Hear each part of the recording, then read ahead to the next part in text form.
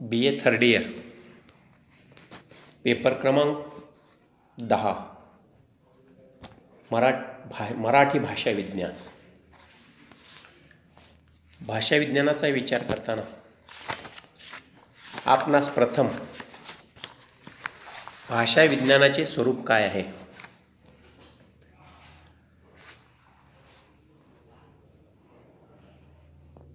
भाषा आणि भाषा संदेशन यामध्ये मनुष्याला जन्मताच भाषा बोलण्याची किमया साधलेली आहे. कारण मनुष्य प्राणी आणि मनुष्योत्तर प्राणी यामध्ये मोठा फरक आहे. मनुष्य प्राण्याला विचार करण्याची क्षमता लाभली असल्यामुळे त्याला भाषा निर्मिती करता आली. भाषा म्हणजे संकेतबद्ध ध्वनीची समूह रचना म्हणजे भाषा होय. म्हणजे मानव प्राणी आपल्या तत्कालीन अनुभवानुसार, प्रसंगानुसार, कालखंडानुसार त्या शब्दांना संकेत देण्याचा प्रयत्न केलेला आहे आणि त्या संकेतातून तो आपली भाषा विकसित केलेला आहे. म्हणजे मनुष्य प्राणी जसा जसा आपल्या जीवनामध्ये विकसित होईल तशा तशा प्रकारे त्याच्या जगण्यातून, बोलण्यातून त्याची भाषा सुद्धा विकसित होत जाताना दिसते. मनुष्य हा निरीक्षणशील प्राणी आहे. तो आपल्या जीवनामध्ये जगत असताना अनेक प्रकारचे निरीक्षण तो करीत असतो. त्यातून तो नवनवीन शब्द निर्माण करत असतो. मनुष्य प्राणी हा भावनाशील अशा प्रकारचा प्राणी आहे. मनुष्याला पूर्व भाषेची अवस्था कोणती होती, तर ती होती हावभावाची भाषा. हावभाव करणे म्हणजे आपली जी काही देहबोली आहे त्या देहबोलीच्या अनुषंगाने आपल्या विविध अवयवांच्या आधारे तो खानाखुणा करायचा. त्याला आपण म्हणतो देहबोली. आपल्या देहाच्या अवयवातून वेगवेगळ्या प्रकारच्या खानाखुणाच्या रूपातून त्या व्यक्तीला जे काही व्यक्त करायचं आहे, सांगायचं आहे, तो त्या पद्धतीने सांगत असे. म्हणजे तो सूचित करत असे आणि त्यातून मग भाषा संवाद साधत असे. म्हणजेच त्याला हावभावाची भाषा म्हणायचं. म्हणजे आजच्या कालखंडामध्ये, आजच्या आधुनिक युगाच्या कालखंडामध्ये, आधुनिक भाषा विज्ञानाच्या कालखंडामध्ये ज्या वेळेला भाषा विज्ञानाचा विचार आपण करतो त्यावेळेला एखादा मुका माणूस, तोंडाने मुका असणारा माणूस, ज्यांना बोलता येत नाही असा माणूस आपल्या डोळ्यासमोर घ्या. म्हणजे तुम्हाला भाषा पूर्व अवस्थेमध्ये मनुष्य आपली भाषा कशी बोलतो याची जाणीव येईल किंवा ती गोष्ट तुमच्या लक्षात येईल. म्हणजे ज्या वेळेला मानवाच्या ठिकाणी भाषा निर्मिती नव्हती त्यावेळेला मात्र तो हावभावाच्या द्वारे भाषेचा विचार करायचा आणि त्यातून त्याच्या गरजा भागवून घ्यायच्या. कारण तत्कालीन कालखंडामध्ये सर्वत्र भाषेचा विकास झाला नसल्यामुळे सर्वत्र ही हावभावाची भाषाच बोलली जायची. त्यामुळे तशा प्रकारची एक सवय तत्कालीन समाज व्यवस्थेला झालेली होती आणि त्यामुळे त्यावेळेला ती भाषा पटकन समजायची. पण आज ती आपल्याला पटकन समजत नाही. म्हणून मी तुम्हाला सांगितलं की एखाद्या मुक्या व्यक्तीचं बोलणं पहा, तो आपल्या आर्टन स्वराद्वारे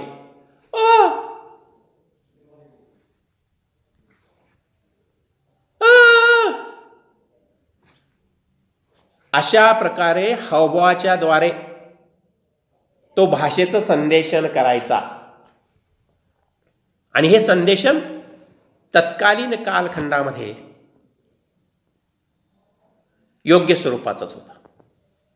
परंतु हळूहळू मनुष्य प्राणी हा बुद्धिवान प्राणी आहे, विचार करणारा प्राणी आहे आणि म्हणून त्यांनी आपल्या बुद्धिमत्तेच्या जोरावर, विचार क्षमतेच्या जोरावर मराठी भाषेला संकेत देण्याचा प्रयत्न केला. काही ठराविक संकेत त्यांनी निर्माण केले आणि त्या संकेताच्या द्वारे भाषा निर्माण झाली. उदाहरणार्थ घोडा हा असा प्राणी आहे ज्याचं तोंड लांब आहे, 2 कान आहेत, 4 पाय आहेत, सेफ्टी आहे. अशा प्राण्याला घोडा म्हणायचं, या ठिकाणी त्यांनी ते संकेत दिलेला आहे.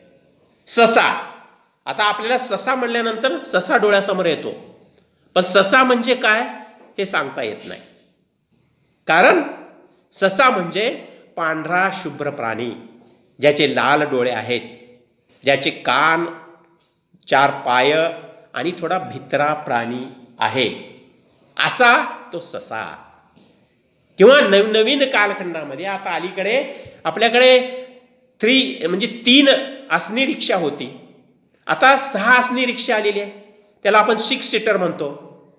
आणि त्याला समाजामध्ये काय झालं, टमटम म्हणण्याची पद्धत आली. मग या 6 सीटरला टमटमच का म्हणायचं, तर मानवाने एखाद्या कुठल्या तरी एका व्यक्तीने त्या रिक्षाला टमटम असं म्हणायला सुरुवात केली. ते बघून दुसरा, तिसरा, चौथा, 5वा असं करत करत करत करत तो शब्द काय झाला, रुळत गेला. तो शब्द रूढ होत गेला आणि आपण त्याला शब्द दिलं टमटम. आज आपण काय करतो, रिक्षा घेऊन ये म्हणल्यानंतर 3 सीटर रिक्षा घेऊन येतो. पण आपण एखाद्याला सांगितलं टमटम घेऊन ये, तर आपण 6 सीटर म्हणजे मोठी रिक्षा घेऊन येतो. मग अशा प्रकारे मनुष्य प्राणी जसा जसा प्रगत होतो, उन्नत होतो, तसा तसा तो शब्दाची नवनिर्मिती करत असतो.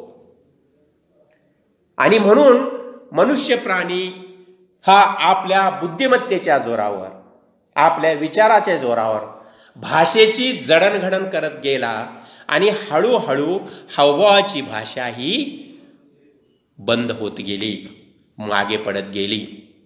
पण असं असलं तरी हावभावाच्या भाषेला महत्त्व नाही असं होत नाही. हावभावाची भाषा ही अत्यंत महत्त्वाची भाषा आहे. भाषा पूर्व अवस्थेमध्ये त्याच भाषेतून मानवी जीवन संदेशन करताना दिसतात.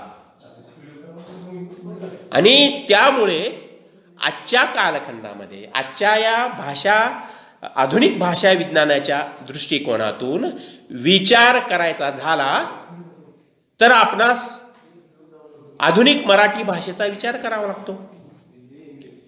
मग ज्या वेळेला आपण हावभावाची भाषा आणि संकेतबद्ध ध्वनीची भाषेचा विचार करतो, त्यावेळेला काही तोटे आपणास जाणवतात.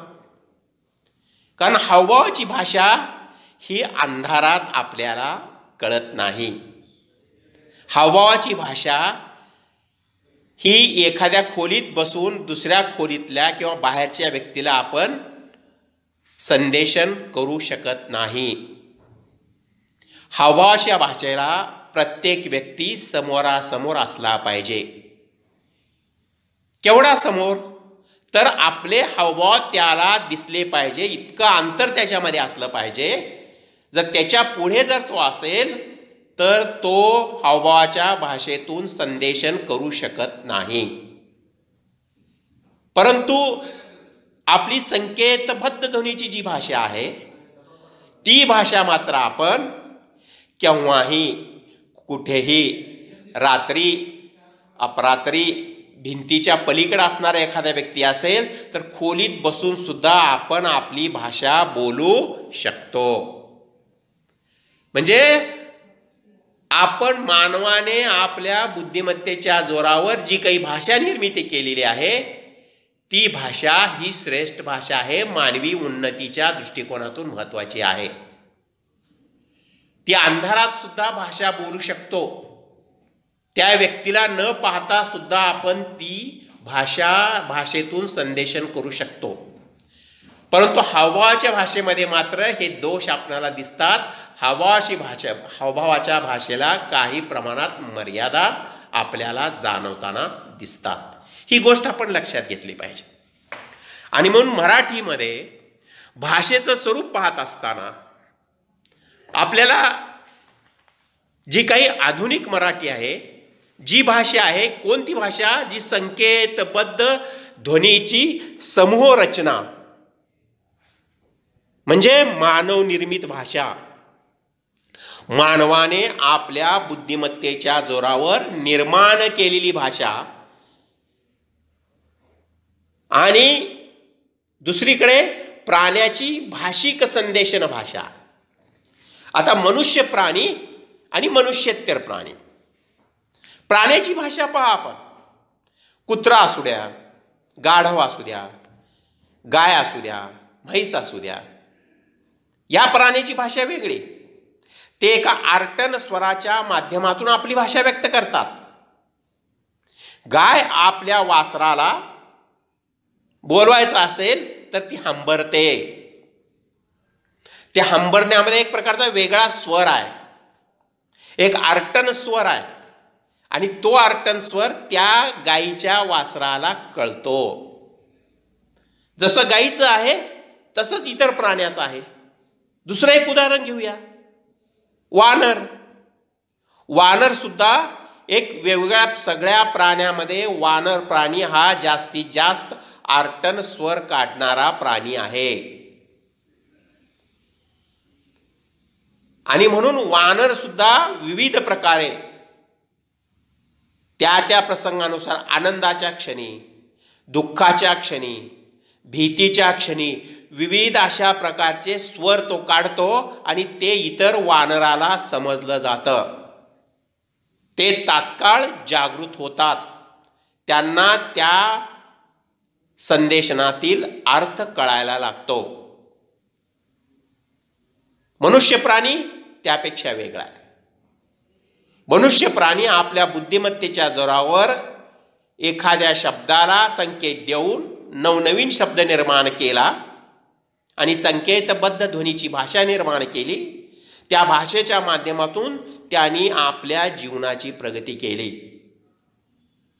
त्याच्यामध्ये सर्व आलं, व्यवसाय आला, उदीम आलं, व्यवसाय, भाषा, संभाषण, भाषण, व्यवहार, जनतेचे सर्व दळणवळण त्या माध्यमातून होऊ लागले. आणि म्हणून माणसाची प्रगती झाली. माणसाने आपल्या भाषेला लिपी दिली आणि त्या लिपीच्या माध्यमातून तो लेखन करू लागला. म्हणजे मनुष्यत्र प्राण्याला बोली भाषेला संकेत तरी आहेत, भाषेला संकेत आहेत, त्याचबरोबर एक प्रकारची लिपी सुद्धा आहे आणि ती लिपी तो लेखन करू लागला. त्याला त्या त्या प्रसंगानुसार, त्या त्या कालखंडानुसार जे जे काही अनुभव आठवले ते टिपण करू लागला. त्याला कसल्याही प्रकारचं बंधन नाही. तू वेळी अवेळी त्याच्या मनामध्ये एखादा विचार आला तर तो विचार पुस्तकामध्ये, आपल्या नोटबुकमध्ये टिपण करून ठेवू लागला. साहित्य निर्मिती करू लागला. नाटक, कथा, कादंबरी, चरित्र ललित वाङ्मय, समीक्षा या अशा विविध प्रकारच्या माध्यमातून आपलं लेखन तो करू लागला. आपले अनुभव तो टिप्पण करू लागला. आणि त्यामुळे त्यावेळेला जे काही लोक आहेत, जे काही संदेशन तो लोकांसमोर करतोय, ते लोक जरी त्या ठिकाणी नसले तरी ते परत त्यांनी केलेलं लेखन वाचू शकतात, त्यांनी केलेलं साहित्य ते वाचू शकतात आणि ते अनुभव घेऊ शकतात. असं मनुष्येतर प्राण्यामध्ये होऊ शकत नाही. म्हणजेच प्राण्याची भाषा आणि मनुष्य प्राण्याची भाषा यामध्ये जमीन आसमानचा फरक आहे. आणि म्हणून हळूहळू मानव हावभावाची भाषा सोडला, फक्त मनुष्येतर प्राणी ह्या हावभावाच्या भाषेचा वापर करू लागले. आर्टन स्वराच्या माध्यमातून ते भाषण करू लागले, संदेशवहन करू लागले आणि आजही ते त्याच प्रकारचं जीवन जगताना दिसतात. आणि म्हणून मनुष्य प्राणी हे जसे आहेत तसेच आहेत. त्यांच्या जीवनामध्ये प्रगती झालेली दिसत नाही. परंतु मनुष्य प्राण्यामध्ये मात्र तसं नाही. मानव जसा उन्नत गेला, समाज जसा उन्नत होत गेला, आचाराने, विचाराने, प्रगतीने, नवीन इन्फॉर्मेशन टेक्नॉलॉजी, माहिती तंत्रज्ञानाचं युग आलं, त्या माध्यमातून तो नवनवीन शब्द निर्माण करू लागला. कॉम्प्युटरला आपण मराठीमध्ये संगणक म्हणतो, मास्क म्हणतो, मास्कला आपण मुखपट्टी म्हणतो. अशा प्रकारची नवनिर्मिती, शब्दाची नवनिर्मिती तो करू लागला. आणि त्यामुळे शब्दामध्ये, भाषेमध्ये शब्दाची नवीन भर पडली. पण याचा अर्थ असा नाही की जे काही शब्द आहेत ते शब्द सगळे टाकाऊ नाहीत, तर हे जे काही अगोदरचे शब्द आहेत जे आता कमी वापरले जातात ते आपल्या मराठी भाषेला श्रीमंत करतात. आपल्या मराठी भाषेची ती श्रीमंती आहे. शब्दसंग्रह वाढतात. आणि म्हणून मराठी भाषेचं स्वरूप पाहत असताना जे भाषिक चिन्हे आहेत, संदेशन आहेत, यातील फरक आपणास दिसून येतो. भाषिक संदेशनाची एक संरचना आहे. भाषा आणि भाषण, भाषा आणि भाषण. आपण जी काही बोलतो ती भाषा, आणि आपण चार चौघासमोर एखादा विचार काही दृष्टिकोनातून, काही विचारातून एक विचार देण्यासाठी मांडतो, ते भाषण. भाषणाच्या माध्यमातून काही विचार आपण मांडत असतो. आणि माझे जे काही विचार आहेत किंवा एखाद्या व्यक्तीबद्दल, एखाद्या महात्म्याबद्दल, एखाद्या देशभक्ताबद्दल, एखाद्या सैनिकाबद्दल, एखाद्या प्राण्याबद्दल जे काही माझे विचार आहेत, किंवा समाजामध्ये एखादी घटना घडली, चांगली किंवा वाईट, त्याबद्दल जे काही माझे मत आहेत ते मत मी भाषणातून मांडत असतो. म्हणजे मला स्वातंत्र्य आहे. मी स्वातंत्र्याच्या माध्यमातून माझे मत मी व्यक्त करू शकतो. मी काही गोष्टी सांगू शकतो. त्यामुळे पुढच्या व्यक्तीला, ऐकणाऱ्या व्यक्तीला, जे काही ऐकणारे श्रोते आहेत त्या श्रोत्यांना माझे काही विचार ऐकायला मिळतील. परंतु ते मत त्यांना पटेल न पटेल हे सांगता येत नाही. कारण प्रत्येकाची विचार करण्याची क्षमता ही वेगळी असते. आणि त्यांची विचार करण्याची क्षमता ही त्यांच्या आकलन क्षमतेवर अवलंबून असते. जेवढी त्या व्यक्तीची आकलन क्षमता चांगली, व्यापक, विस्तृत, तेवढी त्याची चिंतन करण्याची, मनन करण्याची, विचार करण्याची क्षमता ही वेगळी, ही व्यापक असू शकते. त्याच्यासाठी वाचन, मनन, चिंतन करणं आवश्यक आहे. अभ्यास करणं आवश्यक आहे. आणि म्हणून संत तुकाराम म्हणतात, असाध्य ते साध्य करिता सायास, तुका म्हणे त्यास पाहिजे अभ्यास. म्हणून आपण आपल्या जाणीवेने, आपल्या नेणिवेने जगत असताना समाजामध्ये ज्या काही गोष्टी आहेत त्या गोष्टी आपण कशा आत्मसात करतो ह्या महत्त्वाच्या आहेत. आणि ह्या सगळ्या गोष्टी आपण भाषेतून आत्मसात करत असतो. म्हणजे भाषेचं स्वरूप हे अतिशय व्यापक पद्धतीचं स्वरूप आहे. भाषेमध्ये लिपी असते, उच्चारण असतं, लेखन असतं. या सर्व माध्यमातून आपण भाषेची उन्नती करीत असतो.